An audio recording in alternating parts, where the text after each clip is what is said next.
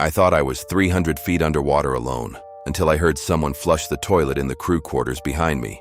My name is Elias, and after what I found at Station 9, I'm never going back to the ocean floor again. This happened about 3 years ago.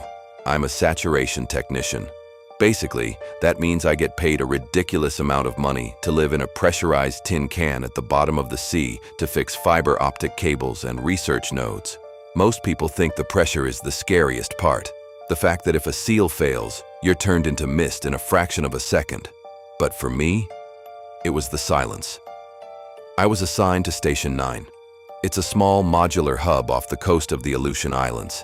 It's fully automated, so there's no permanent crew. Every 6 months, a contractor like me goes down for a week to swap out batteries and scrub the exterior sensors.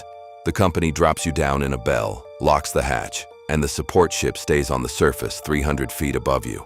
When I first entered the station, everything felt off. You know that feeling when you walk into a room and you just know someone was there a second before you? It was that, but intensified by the fact that the last log entry was from June and it was now December. The air smelled like ozone and something else, something metallic. I shrugged it off as a mechanical quirk and started my first round checks. The station is basically a long hallway with a kitchen, a bunk room, and the tech bay at the end. The first night was fine, mostly. I was sitting in the tech bay, monitoring the pressure levels, when I heard a dull thump coming from the floorboards. Now, Station 9 is bolted to the seabed. There shouldn't be anything moving under the floor. I figured it was just the structure settling against the current. But then, I found the first gift. I went to the galley to make some coffee. I opened the cupboard for a mug, and there, sitting right in the center of the shelf, was a small, hand-carved wooden doll. It was crude, just a piece of driftwood with notches for eyes, but it was soaking wet. Water was still dripping off it onto the shelf. My heart did that slow, heavy thud. I was 300 feet down. The hatch was sealed. The internal humidity was controlled. There was no reason for a piece of wood to be dripping wet inside a pressurized station. I called up to the surface ship on the comms. "Bridge, this is Elias. Anyone been down here in the last 48 hours? The voice came back through the static, sounding bored. "Negative, Elias. You're the first guest at Station 9 since the summer. Why?" "Just found some debris in the galley," I said. I didn't want to sound like a lunatic. I threw the doll in the trash and went to sleep. I didn't sleep well. I kept dreaming about the sound of wet shoes on metal. Squelch, squelch, squelch. I woke up at 3:00 a.m. to the sound of the station's air filtration system straining. It was whistling, like something was blocking the intake. I grabbed my heavy-duty flashlight and headed toward the life support cabinet near the bunk room. I unscrewed the vent cover, and my stomach turned. The intake was stuffed with hair. Long, dark, matted hair, tangled around the fan blades. It wasn't human. It was too thick. It looked like seal fur, but it was attached to strips of what looked like gray, leathery skin. As I was pulling the hair out, the lights in the hallway flickered and died. I stood there in the pitch black, the only sound being the distant, muffled roar of the ocean outside the hull. And then, from the crew quarters, the room I had just come from, I heard it. Flush. The sound of the toilet. Then the distinct sound of someone stepping out of the small bathroom and onto the metal floor. I froze. I didn't breathe. I pointed my flashlight down the long, narrow corridor. The beam cut through the dark, and for a split second, I saw a reflection in the glass of the tech bay door at the far end. It was a man. Or it looked like a man. He was standing in the shadows of the galley, hunched over. He was wearing an old yellow slicker, the kind fishermen wore 40 years ago, but his skin, where the light hit his hands, it was pale and translucent, like the belly of a deep-sea fish. "Who's there?" I yelled. My voice sounded thin and pathetic. The figure didn't run. It didn't scream. It just slid. It moved with this fluid, boneless grace into the crawlspace access hatch in the ceiling. Before I could even react, the hatch clattered shut. I ran to the galley, my flashlight shaking in my hand. I looked up at the ceiling hatch.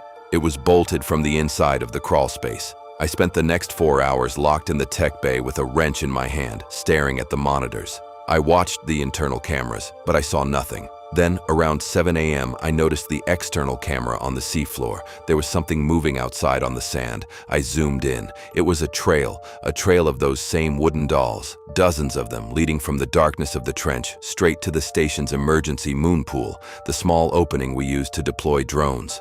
The moon pool has a sensor. If it's opened, an alarm goes off. The alarm hadn't gone off. That meant whoever or whatever was coming in and out knew how to bypass the station's security better than I did. I realized then that I wasn't trapped with a squatter.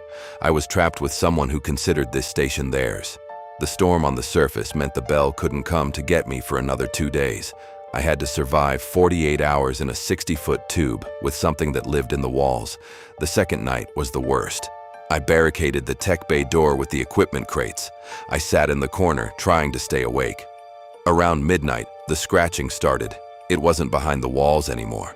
It was above me. Something was heavy. I could see the ceiling panels flexing under the weight of someone crawling through the maintenance ducts. Then, the voice came through the intercom. It wasn't the bridge. It was the internal station-to-station line. "Elias," it whispered.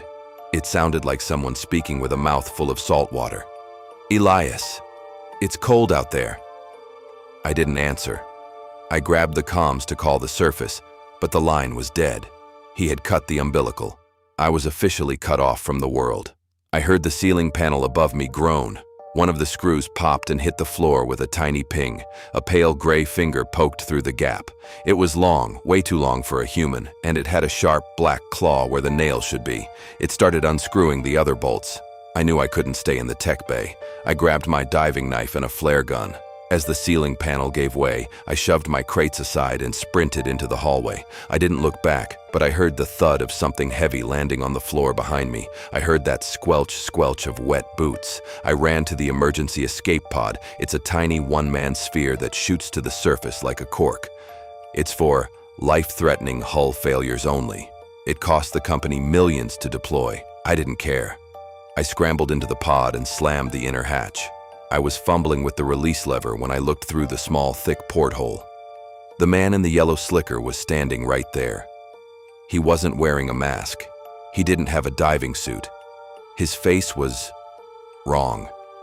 He had no nose, just 2 slits, and his eyes were huge, black, and glassy like a shark's. He didn't try to stop me. He just pressed his hand against the glass, the same hand with the long, pale fingers, and held up a small, wet wooden doll. He tapped the glass twice. Clink, clink. I pulled the lever. The pod blasted off with enough force to make me black out. When I came to, I was bobbing on the surface in the middle of a 20-foot swell storm. The recovery team picked me up an hour later. They sent a ROV, remote-operated vehicle, down to Station 9 a week later to see what happened. They found the station completely empty. No sign of a struggle. No hair in the vents, no dolls. But they did find one thing. On the tech bay desk, right where I had been sitting, someone had laid out my tools in a perfect, neat circle. And in the center of that circle, written in the condensation on the desk, were 2 words. "Come back." I quit the next day. Sometimes when I'm in the shower and I close my eyes, I hear that squelch of wet shoes on metal. And I realize the pod didn't just bring me to the surface. It brought a part of that cold, dark silence back with me.